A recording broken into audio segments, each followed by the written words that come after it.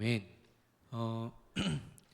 지금 아르메니아 사역이 계속 진행이 되고 있는데요. 사실 오늘쯤 여러분에게 좀 지금 중간 소식을 좀 전해드리려고 했는데 그 사역이 너무 바쁘신가 봐요. 그래서 아직 뭐 어떤 자료나 이런 것들이 이게 전달되지는 않았습니다. 그러나 확실한 것은 거기서 계속해서 매일매일 확인되어지는 응답. 사실 이렇게 말씀 듣고 싶어하는 사람들 모여가지고 앞에서 목사님들이 열 분의 강사가 돌아가면서 복음을 전하시는데 어떻게 보면 우리는 되게 당연하고 우리한테 되게 익숙한 광경이잖아요. 근데 그 속에서 계속해서 문이 열려지고 그 다음 일정들이 잡혀지고 또 누구를 제자로 세우고 누구를 통역자로 앞으로 키울지 이런 구체적인 계획들이 나와진다는 겁니다.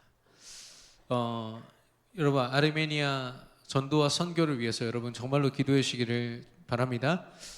이따가 좀 중보기도하는 시간을 우리 잠시 갖겠습니다. 이번 주 강단 말씀은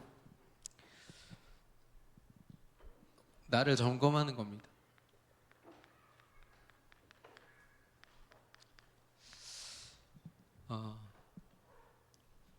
우리는 율법주의, 신비주의 뭐 이런 것들을 경계해야 된다고 당연히 우리는 복음주의라고 알고 있어요.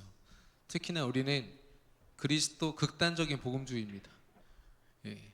그런데 그럼에도 불구하고 우리가 우리 인생을 점검할 때는 내가 응답 얼마나 많이 받았는지 신비주의적으로 나를 판단하고 또 내가 얼마나 깨끗하게 살고 있는지 율법적으로 나를 판단합니다. 내 인생의 점검이요 사실 영적이지 않을 때가 더 많습니다. 예. 그냥 다른 많은 기독교인들과 별반 다르지 않는 모습으로 나를 점검하고 그냥 이렇게 지나갈 때가 있거든요. 저 같은 경우는 착각하기 딱 좋죠. 왜냐면 저는 교회 정말 사랑하거든요. 솔직히 말하면 여러분 집을 아무리 자녀가 막 반항한다 한들 집 사랑하지 않는 자녀가 어디 있습니까? 저는 그런 사랑으로도 교회를 사랑할 수 있습니다. 엄청난 착각이죠. 하나님이 내 안에 부재하셔도 저는 교회가 좋다니까요. 근데 착각하는 거예요. 내가 믿음이 좋구나. 이야, 믿음 때문에 내가 교회를 사랑하는구나. 그냥 저에게 익숙하고 저희가 오랫동안 경험해 온 것이기 때문에 그런 건데 이런 우리의 상태를 제대로 점검해 보면요 하나님이 원하시는 나의 모습과 일치하지 않을 때가 되게 많습니다. 나는 20년 30년 동안 나는 오직 복음의 길을 걸었습니다 말은 하지만 실제로 점검해 보면 뭔가 어디서부턴가 틀어지기 시작했어요. 하나님으로부터 내가 하나님을 느끼는 방법이요 하나님이 주신 방법이 아니라 내가 하나님께 나아가는 종교적인 방법인 거죠. 교회에서 어떤 일을 많이 맡겨지고 내가 그 일을 잘 감당하고 사람들 믿음 가진 사람들에게 인정받는 거 중요합니다만 그게 내 신앙의 실체는 아니거든요. 저는 그것 때문에 굉장히 많이 속았습니다. 아시잖아요. 저는 막 방학만 되면은 막 20개씩 막 수련회 뛰면서 막 찬양팀 헌신 안 하는 게 없었어요. 집은요 빨래방이었습니다. 빨래만 하고 바로 다시 나가야 돼요. 그래서 저는 되게 제가 신앙이 좋고 제 응답 속에 있다라고 생각했거든요. 맞습니다. 훈련 받고 말씀 들을 수 있는 것 자체가 응답인데 그 자체를 응답으로 제가 못 느꼈다니까요. 아, 내가 지금 뭔가 열심히 하고 있구나. 빈틈없이 내가 하나님께 나아가고 있구나. 제 행위를 가지고요 되게 만족했어요. 그러면서 공허해하고 또 그런 저의 모습이 드러날까 봐 더 두려워하고 여러분은 어떻습니까? 저와 여러분의 믿음을 하나님은 점검하라고 하십니다. 믿음은요 오직 되는 것입니다.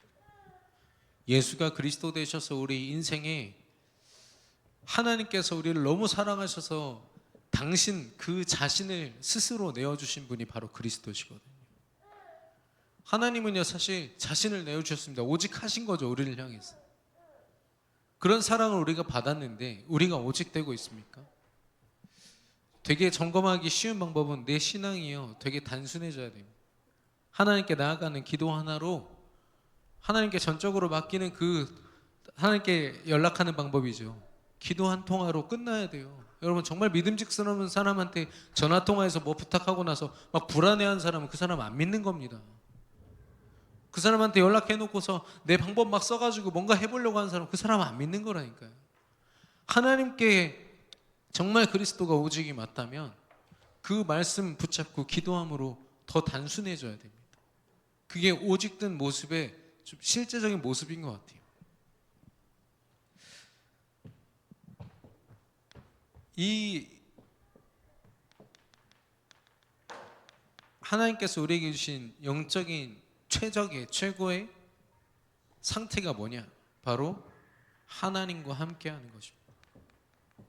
예수님이 이 땅에 오신 이유가 임마누엘, 우리와 함께 계시다 함이라. 이게 하나님의 목적이에요.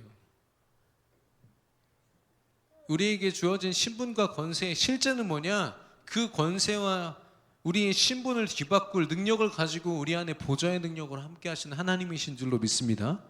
그래서요, 엄청난 일들이 일어난 거예요. 구원받았다고 할 때는 하늘 보좌의 그 능력이 내 안의 보좌로 하나님이 임하여 계신 거죠. 이 보좌가 연결되어 있는 거예요. 감히 어떻게 이런 일이 내게 일어납니까? 그걸 하나님이 해내신 거라니까요. 하나님이 함께 하신다는 거는 내 감정 정도 이렇게 위로받고 만족하는 정도로 끝나는 게 아니라 내 모든 인생을 책임지시겠다는 하나님의 열심인 줄로 믿습니다. 하나님과 함께하는 것. 내 상태가 정말로 하나님과 함께하고 있는가? 그래서 그 삶을 들여다보니까 이번 주는 모세를 들여다봤죠. 그랬더니 하나님이 주시는 말씀을 붙잡고 하나님께 나아가는 기도, 말씀드렸죠. 217번이나 하나님께서, 여호와 하나님께서 모세에게 말씀하여 행하여 이르시되, 그게 모세가 받은 응답의 시작이고 전부였습니다. 모세가 그거 놓치는 순간 어떻게 되죠? 광야에 진짜 낙동강 오리알처럼 버려지는 겁니다. 렘넌트란 말이 두 가지 뜻이 있습니다. 그 찌꺼기 남은 버려진 자, 혹은 언약 가진 남은 자. 우리가 신분은 렘넌트인데요, 하나님과 함께하는 오직 믿음의 삶을 놓치는 순간 내가 다 감당해야 돼요. 광야에서 일어나는 모든 거, 배고프고 목마르고 어렵고 적들이 쳐들어오고 이런 거 전부 다 내가 두려워하고 힘들어하고 내가 감당해야 된다니까요. 근데 광야는 그런 곳이 아닙니다. 애초에 그들이 광야로 내몰린 이유는 하나님의 전적인 은혜를 깨닫기 위함이거든요. 저와 여러분이 24시간 하나님과 함께하는 축복, 오직 되어지는 은혜 속에 있기를 축원합니다. 우리의 삶이요, 말씀과 기도로 보장하고 있습니다. 그 여러분의 기도가요, 물론 우리 새벽 기도 때 이제 저는 이제 메시지가 너무 늦게 끝나가지고 요즘 많은 지탄을 받고 있는데 이게 6시 끝나면은 한 30분에서 40분 정도 기도하시거든요. 그 자리에 참석하신 분은 그 시간 너무 짧다고 막 얘기하세요. 예. 중보기도 하시고 막 그러시죠. 맞습니다. 우리가 어떤 거 두고 기도하느냐도 점검해 봐야 됩니다. 여러분 정말 언약 붙잡고 기도하십니까?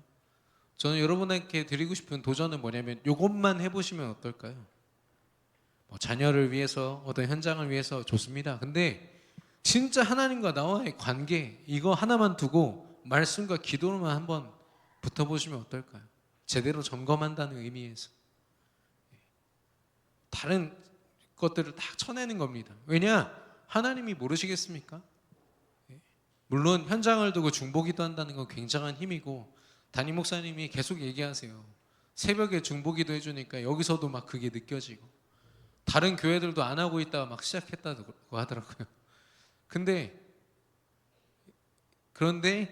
이번만큼은 여러분에게 주어진 상황과 어떤 것들에 움직이는 기도 제목들이 아니라 진짜 강단 말씀 붙잡고, 어떨 때는 전혀 안 맞아요. 내가 지금 당면한 문제와 강단 말씀이 안 맞는 것 같아. 그래도 강단 말씀 가지고 붙어보세요. 오늘 말씀 속에서 여러분이 답을 다 찾으실 수 있을 겁니다.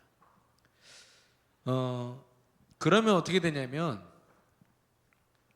먼저 나라는 한 사람이 변화를 갖습니다. 40년, 80년, 120년 모세가 죽기까지의 여정이 오직 믿음과 함께 하심 속에서 변화되었던 걸 보십시오. 사실 뭐 현장이 변하고 막 위치가 변하고 장소가 변하고 주변 사람들이 변하고 아니요. 모세가 변한 거예요. 모세가 변했다니까요. 자기 인생을 대하는 자신의 방법 자체가 달라져 있잖아요. 이게 각인이 바뀌는 겁니다. 중요한 건 나의 주변입니다. 불신자든 아니 다른 신자들. 이번 주에 뭐라고 얘기를 했냐면 교회 안에 있으면서도 잘못된 기도와 모습으로 한 90%가 헤매고 있고 10%는 자기가 잘 인도받는 척 속고 있다. 이렇게 100%가 사실 이렇게 방향을 잘 못 잡고 있다. 이게 우리가 좀 점검해야 될 교회의 모습이다. 제가 안류 그 박사원 강의에서 들었던 말씀입니다. 우리 교회를 제대로 점검해야겠구나. 이번 주 강단 말씀이 너무 감사하구나 생각했어요. 여러분은 어떻습니까? 그리고 이 미래와 후대에게 이게요, 내가 전달하고자 하는 게 아니라 하나님이 전달케 하십니다. 드러내세요. 여호수아서 지난주에 24장을 나눴습니다. 여호수아가 죽기 직전에 고백했던 말. 여호수아는 알았어요. 얼마나 가슴 아프겠습니까? 자기 자녀를 비롯한 이스라엘 온 백성들이 우상 섬기면서 있어요. 이들의 생각을 돌이켜서 믿음 앞에 서게 하고 싶은데 여호수아가 했던 선택이 뭐죠? 야, 다 엎드려 뻗쳐. 야, 니네 하나님 자녀라며. 니네 한번 쳐 맞아봐. 뭐 이렇게 했습니까? 아니요. 나와 내 집은 오직 여호와만 섬기겠다. 내가요 하나님 속으로 들어가는 게 내 주변을 살리는 시작이 되는 줄로 믿습니다. 우리가 그 사람 바꾸려고 물론 그런 중심은 좋습니다만 못 바꿉니다. 중보 기도는 하되 누가 바뀌어야 된다고요? 내가 바뀌어서 내 삶이요 하나님께로 나아가야 됩니다. 오늘 여러분이 기억해야 될 키워드가 뭐냐면은 일상입니다. 우리는요 응답을 계속 특별하게 받고 싶어하는 이상한 욕망이 있어요. 남들에게 짜잔 하고 얘기할 만큼의 특별한 응답을 계속 간구해. 전도도 있잖아요. 이제 그냥 영접하는 거 좀 이렇게 밋밋한 분들 있으십니까? 막 극적인 막 이런 것들 있죠. 근데 진짜 그거 체험한 분들은 그거 함부로 자랑 안 합니다. 제가 그거 봤거든요. 제가 어떤 분한테 간증을 부탁을 드렸더니 계속 물어보시더라고요. 왜냐면 그냥 자극적인 얘기로 들을 것 같으면 내가 하지 않겠다 이거죠. 진짜로 전도할 사람들 앞에서는 내가 얘기하는 거예요. 왜냐면 너무 극적이에요. 저기 전북 고창에 있는 목사님께서요 부산에 가셨어요. 부산에 가셔서 거기 개척교회를 도와서 캠프를 하는데 지나가고 있는데 목사님 하는데 지인이에요. 그것도 부산 한복판에서 만난 거예요. 그분을 통해서 문이 쫙 열려요. 여러분 이거 들으면은 여러분도 이런 응답 받고 싶다. 되게 자극되잖아요. 자극적이죠. 아니에요. 이분이 이 목사님께서 받았던 인도는 뭐냐면 하나님이 현장에 모든 걸 다 준비하셨다라는 거 가지고 말씀 기도로 나갔을 뿐이에요. 그러니까 사람들이 뭐라고 하냐면 역시 목사님 이렇게 되는 거죠. 그게 아닌 거예요. 역시 하나님이 돼야 돼요. 누구에게든 그런 일들이 일어날 수 있는데 우리가 보면은 응답을 특별하게 받고 싶어. 근데 하나님은 어떻습니까? 일상 속에서 좀 제발 누리면 안 되겠니? 하나님은 계속 우리의 삶을 믿음을 24시간으로 끌고 들어가시는 걸 우리는 확인할 수가 있어요. 오늘 말씀 속에서 그 결론을 갖게 되는 저와 여러분의 24시간이 되기를 예수님의 이름으로 축원합니다. 오늘 제목은요. 하나님의 세우시는 방법입니다. 지금 지도자가 교체됐죠. 모세에서 여호수아로 교체됐습니다. 이 여호수아가 이제 200만 명이라는 대식구를 데리고 이제 가나안을 정복해야 되는.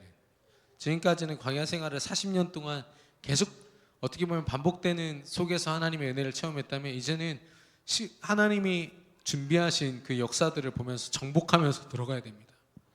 그 부담감이 굉장히 컸겠죠. 예. 그런데 이 우리가 경험하는 신앙생활, 여기서 겪는 어려움들이 있습니다. 정확히 말하면은 참된 신앙생활로 하나님 중심으로 살 수 없게 만드는 어려움들이 있어요. 그게 뭐냐면 처음엔 애굽의 경험입니다. 과거의 경험, 종노릇하고 또 마귀의 자녀 노릇했던 우리의 불신앙들, 그게 우리 안에 깊은 상처로 남았는데 이 상처가 얼마나 깊으냐면요, 중요한 문제의 순간에 팍 튀어나와요. 예. 그래서 나 애굽으로 다시 돌려보내줘라고 얘기 나오는 거 있죠. 하나님이 느껴지지 않으니까 차라리 이때로 돌려보내줘라고 얘기하는 거예요. 우리는 어렵지 않게 우리가 불신앙의 모습으로 돌아가 있을 때가 많이 있습니다. 예. 두 번째는 광야입니다.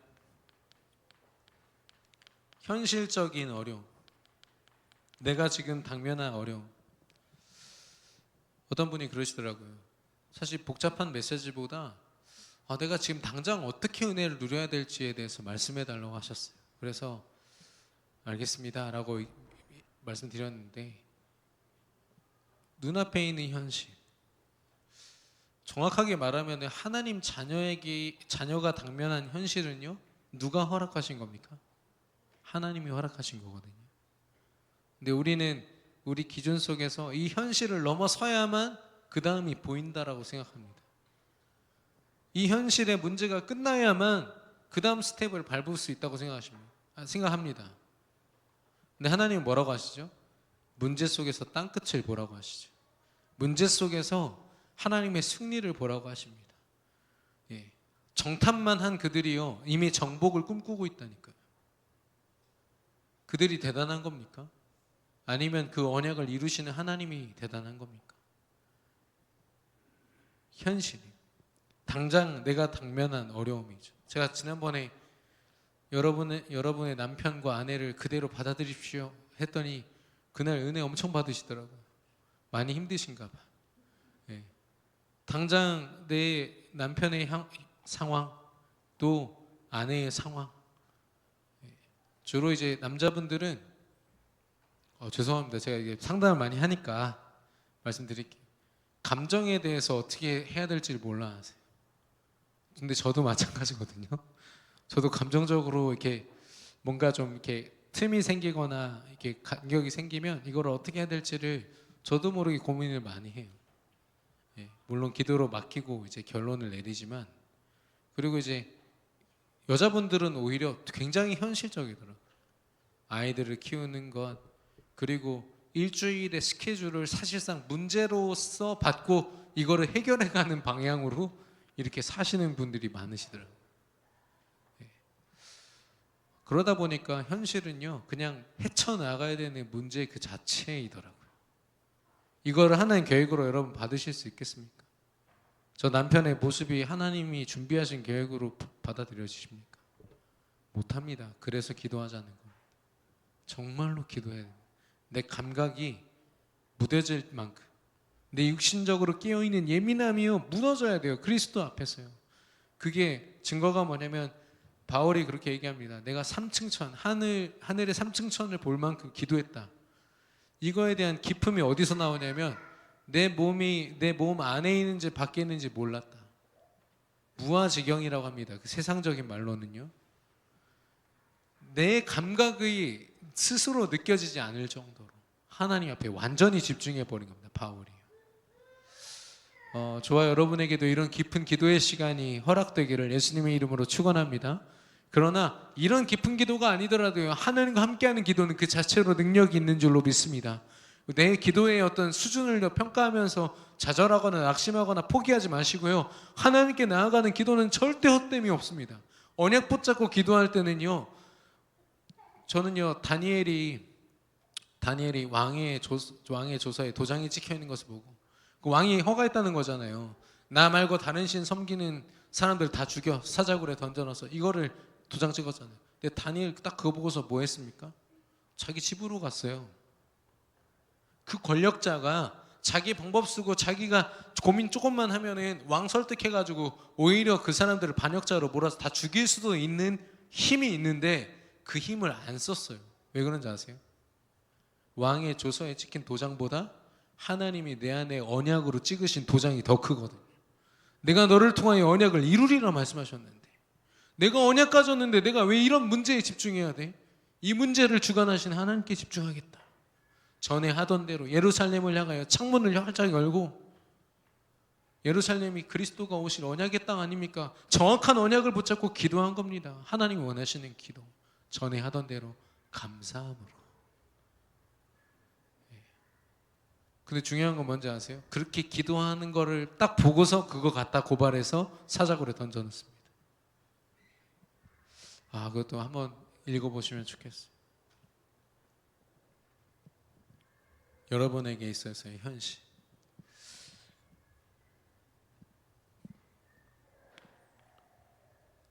세 번째는 가나안입니다. 아직 밟아보지 않은 땅. 앞으로의 내 인생에 있어서의 과제들이죠. 나와 내 후대가 경험할 과제들.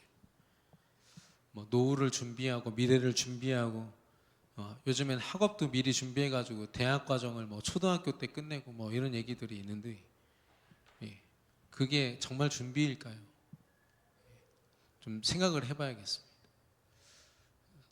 제가 한 군데 논문에서 본 거라서 정확하게 이제 말씀 못 드리겠는데, 한국 서울대인가 어디에서 발달 심리 쪽에서 연구한 건데, 엘리트로 자란 진짜 영재 소리 들으면서 자란 아이들이 청소년 때부터 비뚤어져서 잘못될 확률이 35%인 거예요. 3분의 1은 이상한 길로 빠져서 정신문제라든지 삶의 문제가 오는 거죠. 사회 부적응 문제가 오는 거죠. 우리가 볼 때는 와 진짜 대단하다 막 부러워하고 부모님들 그러잖아요. 우리가 보는 아이들 중에 3분의 1은요 심각한 정신문제. 그리고 의외로 나머지 아이들은 다 평범하게 지내요. 왜냐? 그런 막 대단함을 가지고 대단하게 사는 것보다 그냥 눈에 띄지 않게 평범하게 사는 게 더 편안하거든. 우리가 지금 생각하고 있는 우리 후대들을 잘 키우고 성공시키는 그 방법들이요 다시 믿음 안에서 점검돼야 됩니다. 엘리트가 없어야 되냐, 영재가 없어야 되냐, 그 말이 아니라 복음 안에 엘리트, 복음 안에 영재들, 하나님 앞에 기도할 수 있는 다니엘과 같은 영재들이 일어나야 되지 않겠습니까?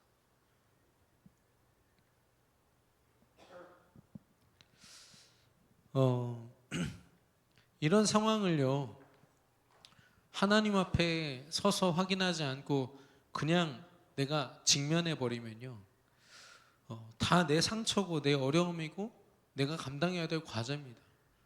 생각이 얼마나 복잡해지고 그때부터는 계획, 내가 가진 경제 이런 것들이 다 맞물려 가지고 혼자서 계속해서 내 운명을 내가 결정해.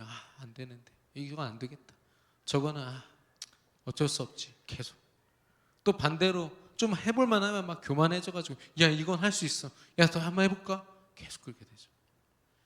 사실상 내 삶의 주관자예요. 주체는 하나님이신데 하나님이 아니죠. 실제로 들어가 보면 기도 한 번 안 하고 하루가 그냥 아무렇지도 않게 진행이 돼버린다. 여러분은 그렇지 않으리라고 확신하지만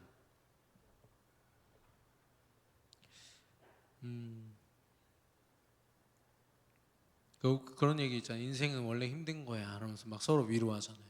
그게 진짜 위로일까요? 그래 원래 나만 힘든 게 아니라 다 힘들더라, 옆에 다른 집사 보니까 나보다 더 힘들더라, 나는 감사한 거지 뭐. 이게 여러분 위로거리입니까?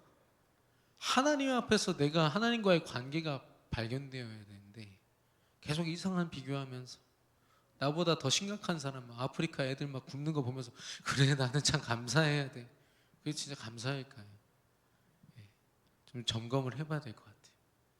성경에 있는 인물들의 감사는 그런 감사가 아니었습니다.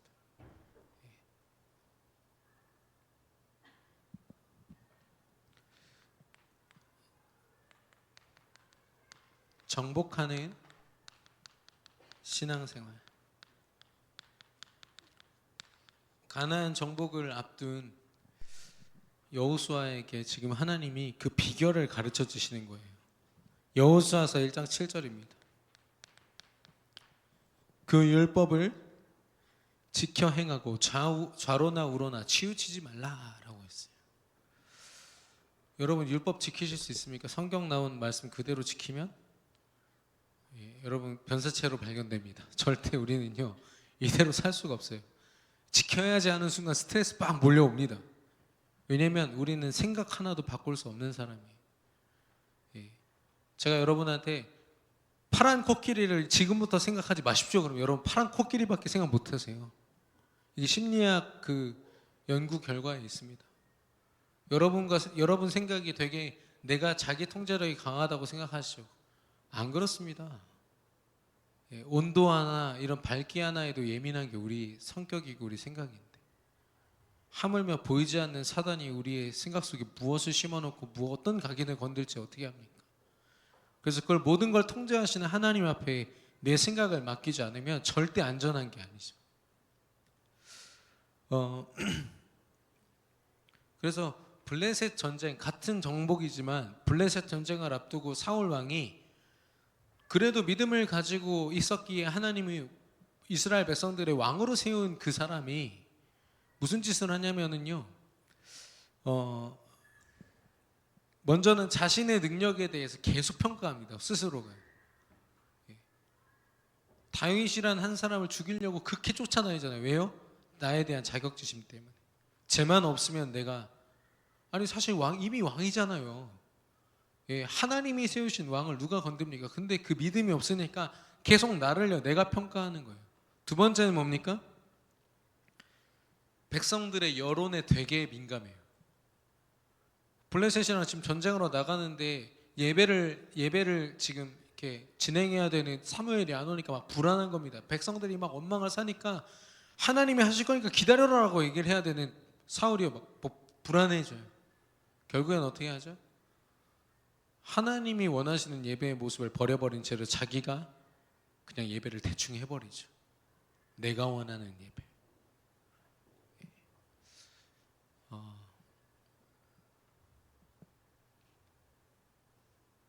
우리의 믿음을 좀 점검해 봐야겠습니다. 다른 사람의 소리에 약하고 나의 평가에 되게 약하고 나 스스로의 평가에 약하고 그래서 온전한 예배로 하나님과 함께하는 그 평안하고 기쁘고 나의 존재가 너무나도 귀하게 발견되는 예배가 아니라 내 상황에 따라서 업다운이 막 계속해서 반복되는 혹시 예배라면 점검해 봐야겠죠.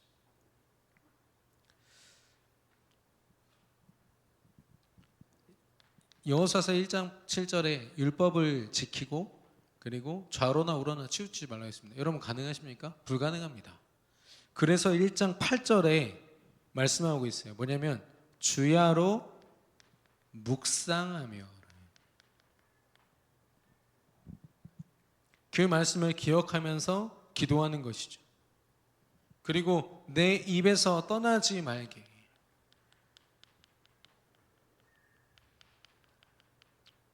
이건요 24시간을 얘기합니다. 계속 읊조리는 거예요. 내 생각 속에서 이상한 사람 만났다 말씀 읊조리는 겁니다. 미친 사람처럼 막 이렇게 이 말을 하는 게 아니라 생각 속에서 계속 그 말씀으로 보이는 거죠. 말씀으로 보고 말씀으로 판단하고 말씀으로 그 답을 얻고 때로는 이 사람이 지금 이 상황이 이해가 되지 않을 때는 잠깐 멀리 둔 다음에 하나님께 집중하면서 그 답을 찾고 지금 기도하는 힘이 없으면 정복이라는 단어를 쓸 수가 없습니다. 어떻게 리더로 섭니까? 나 한 사람도 컨트롤할 수 없는 상태인 사람한테 어떻게 나라를 맡기고 가족을 맡기고 어떻게 인생을 맡기죠?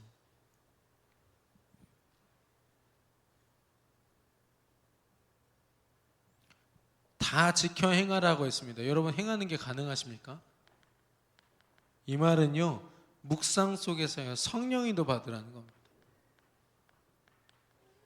하나님이 보여주시는 것, 하나님이 깨닫게 하시는 것, 그거 체험하면서 하나님이 인도하시는 대로 그러면 뭐 어떻게 된다고요? 내 길이 평탄해지고라고 했습니다. 평탄하다는 말은 뭐가 보이냐면 계획이 보이는 거예요. 문제가 아니라 계획이 보이면 평탄해집니다. 아, 이거 하나님 계획이구나. 그러면 하나님께 질문하겠죠. 문제구나 하면은 문제로 우리가 받고 어려워하겠죠. 근데 하나님 계획으로 보면 어떤 사람, 사건, 상황도 하나님 계획으로 볼 수만 있다면 우리가 흔들릴 이유가 없어요. 기도할 수 있죠. 예. 그걸 이야기하는 겁니다. 네가 묵상하고 있으면 계획으로 보일 거야. 그게 평탄이야. 문제가 없는 게 아니라 문제를 문제로 보지 않는 힘인 거예요. 형통하다고 그랬습니다. 형통하다는 건 통하에 있다라는 뜻이거든요. 하나님이 인도하신다는 것, 그리고 성령 하나님께서 실제 나와 함께 하시면서 역사하신다는 거죠. 함께 하신다라는 것. 그럼 네 길이 평탄해지고 형통하리라. 여러분의 삶과 저의 삶이 평탄하고 형통한 축복 속에 있기를 예수님의 이름으로 축원합니다. 그게 어렵지 않은 게요. 말씀의 묵상 속에서 기도로 성령 인도 받으라. 말씀 플러스 기도. 이게 얼마나 큰 능력인지 우리가 확인해야겠습니다. 여러분이 그동안 한 사모늘 노트가 어떤지 모르겠어요. 근데 그거 좀 갈아엎을 필요도 있습니다. 때로는요. 너무 복잡하게 혹시 해오셨다면 진짜 다 빼고 강단 말씀 하나로 말씀 딱 기도 제목 정리하셔가지고 좀 여유 있으신 분들은 본부 메시지도 들으세요. 근데 강단 말씀 하나로 일단 끝이다라는 결론이 나면은 그럼 그 다음 응답은 뭘까? 이게 궁금해져요. 그러면 본부 메시지 집중하게 됩니다. 실제 그 응답 받고 있는 사람들이 있고요. 예. 본부 메시지 지금 못 들으신 분들 많잖아요. 언젠가 한번 설명드리겠습니다. 이걸 왜 들어야 되는지, 왜 우리가 이 말씀의 흐름 속에 있어야 되는지.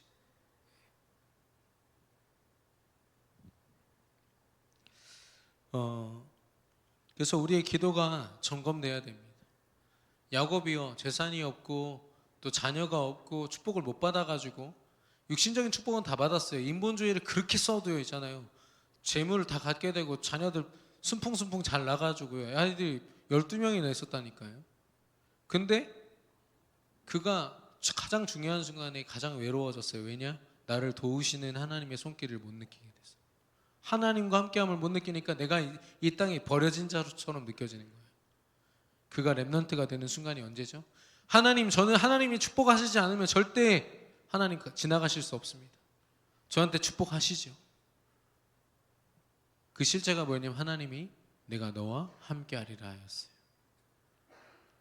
이스라엘 하나님의 축복을 받을 수밖에 없는 자, 하나님을 이긴 자, 그 축복 그때부터 인생 바뀌잖아요. 야곱이요, 기도를 깨달은 거예요. 내가 하나님이 그동안 아버지를 통해 주셨던 언약을 붙잡고 기도하는 게 내 인생의 전부였는데 내가 이걸 놓치니까 버려진 자처럼 외로운 사람으로 내가 혼자 살아왔구나. 내 인생 참 험악했다.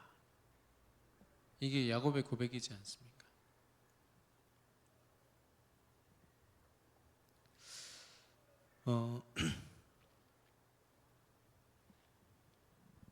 여러분도 아시다시피 여호수아가 실제 이 응답을 가지고 갔습니다. 여호수아는 모세처럼 하나님과 대화하지는 못했어요. 여호수아도 우리처럼 기도하고 하나님이 뭔가 답을 주시고 하나님의 음성은 들었지만 대면하여서 대화했던 사람은 모세가 유일합니다. 근데 여호수아 또한 하나님에게 언약을 듣고 말씀을 붙잡고 하나님이 천군 천사를 파송하셔가지고 하나님의 뜻을 전하시고, 그래서 여호수아가 가나안을 정복하는 모든 순간은 어떤 순간이었냐? 말씀을 묵상하는 순간, 말씀을 따라 기도 속에서 인도받는 것. 내 행위가 내가 내 의지로 움직이는 게 아니에요.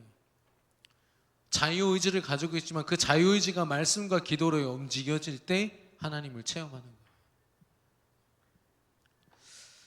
거예요. 잊지 말 것.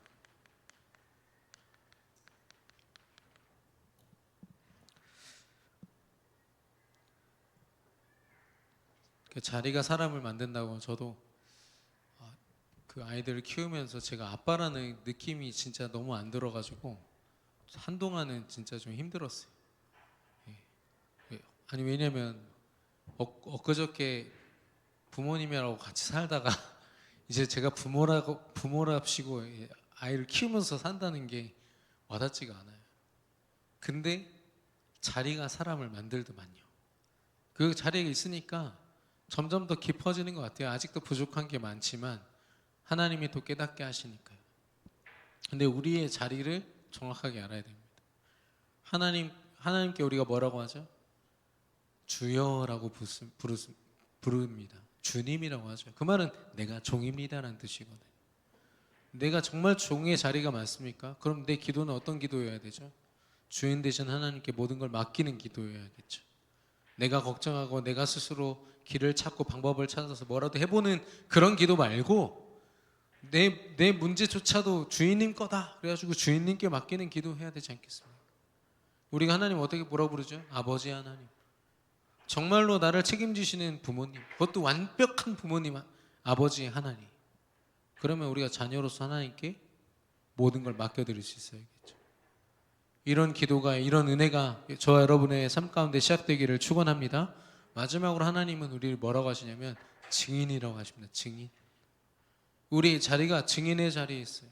우리가 뭘 드러내고 뭘 선포할 거죠? 하나님의 살아계심을 증거하는 자리에 서야 되는데 내가 증거합니까? 하나님이 드러내신다고 했어요. 그걸 두고요 우리가 한 번쯤은요 제대로 체험해 봐야 되지 않겠습니까?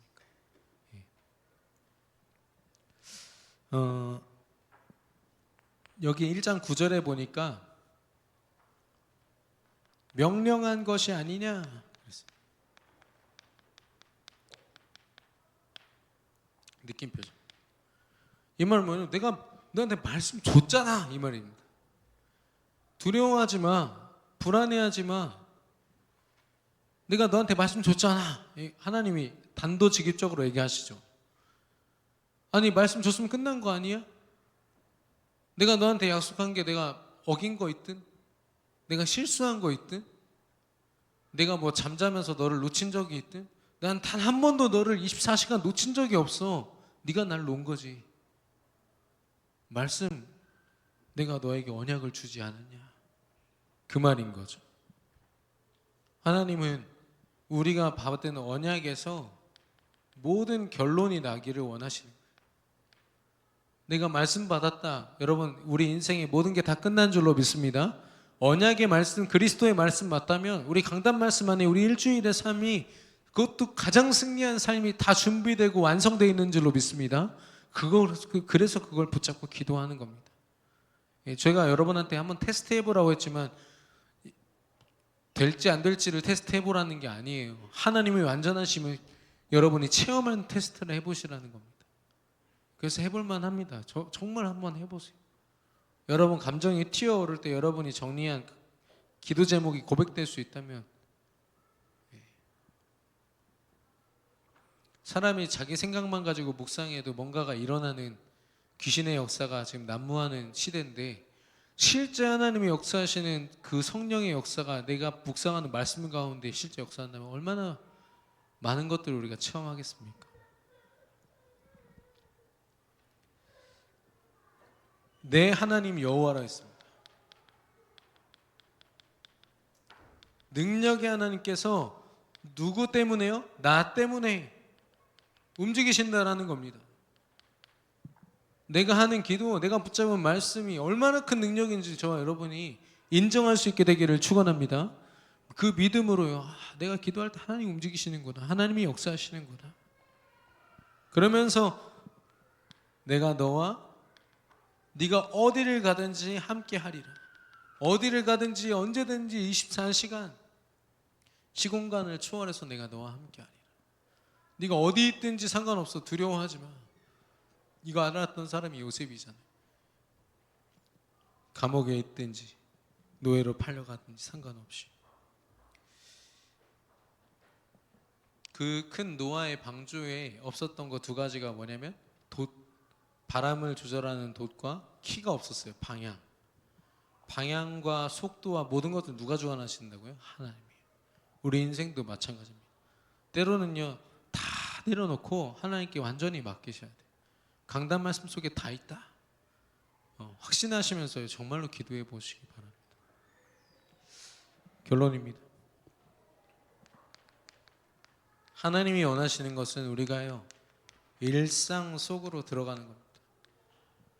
하나님은 계속 24시간을 얘기하고 있거든요. 네가 어디를 가든지 무엇을 하든지 내가 너와 함께 하리라. 예. 우리가 물론 특별한 응답을 받을 수도 있습니다. 누군가에게 드러낼 법한 괜찮은 응답을 받을 수도 있어요. 그러나 우리 24시간 함께 하시는 그분이 응답이기 때문에요, 우리는 거기 더 집중해야 됩니다. 예.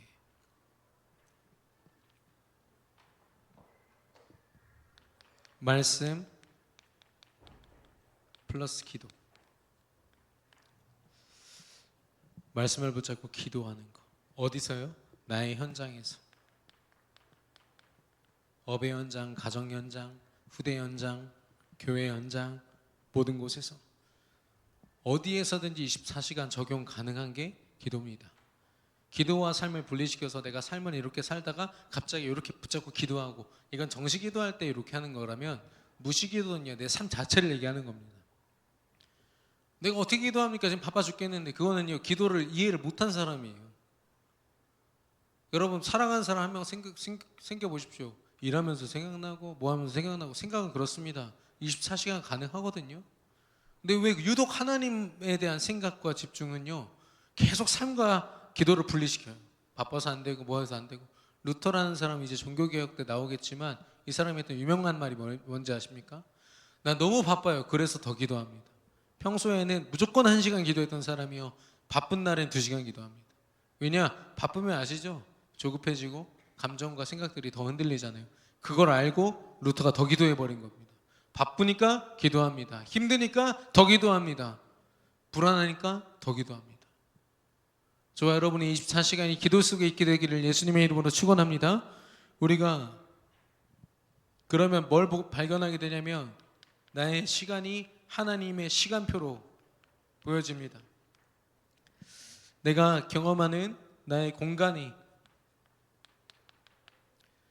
내가 경험하는 모든 공간이 하나님의 계획하심과 인도로서 보여지죠.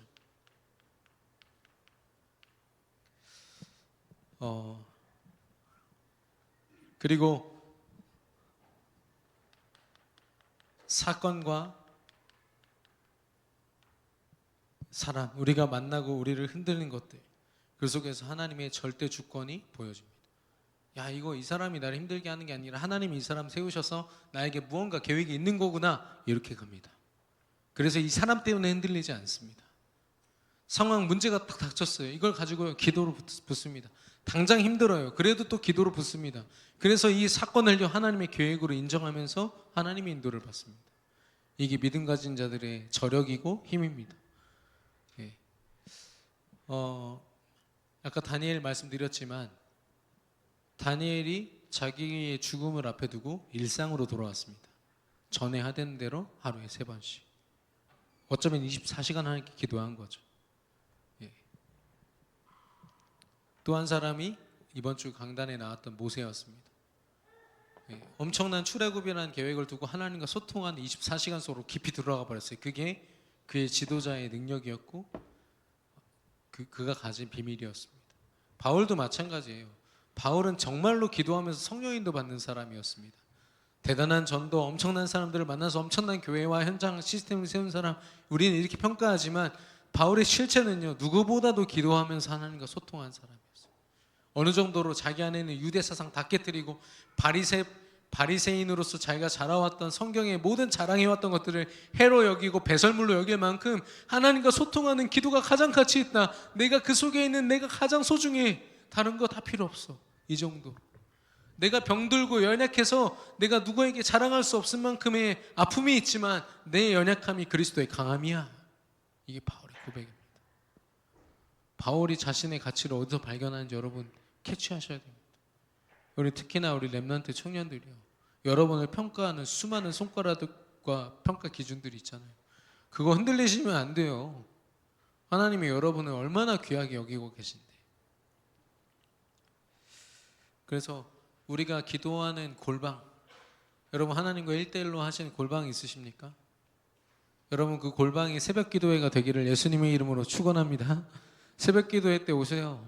누구도 방해하지 않습니다. 그 조용한 시간에 어떤 목사님 그러잖아요. 골방이 열방을 움직인다고. 우리가 골방에서 하나님 앞에 기도하는 그 시간이 하나님의 성령으로 세상을 움직이는 시간이 되리라고 믿습니다. 예. 제가 들었는데요. 미국에서는 대기업들에 보면은 그 사원들의 거의 50% 이상이 다 명상을 한대요. 명상을 하면서 뭘 꿈꿀까요? 세계 정복을 꿈꾸죠. 우리가 같은 모든 사람을 살리는 게 아니라 내 실력과 내 힘을 가지고 내 회사의 배경을 가지고 어떤 제품으로 어떤 문화로 세상을 제패하는 꿈을 계속 꾸는 거예요. 우리는 반대 꿈을 꿔야 됩니다. 저 사람들 살리는 꿈을 꾸는 거죠. 그리고 우리 후대들도 이 꿈을 꾸게 만드는 겁니다. 여호수아가 그랬습니다. 이방신을 섬기든지 아니면 하나님을 섬기든지 둘 중에 하나만 해라. 24시간 바라볼 한 사람 한 분만 선택해라. 예. 나와 내 집은 오직 여호와만 섬기겠노라. 저와 여러분의 일상이 믿음의 고백, 기도가 되기를 예수 그리스도 이름으로 축원합니다. 우리 옆 사람 축복하겠습니다. 기도를 일상으로 누립시다.